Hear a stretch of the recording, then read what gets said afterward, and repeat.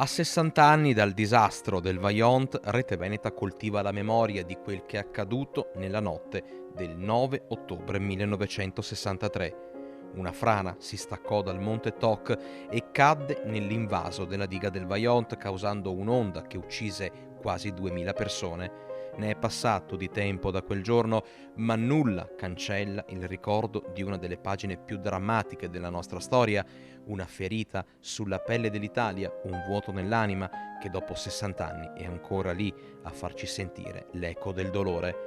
Sabato 8 ottobre alle 21:15 andrà in onda su Rete Veneta il documentario L'eco del fango, con testimonianze e memorie di chi quella notte era lì in mezzo alla disperazione.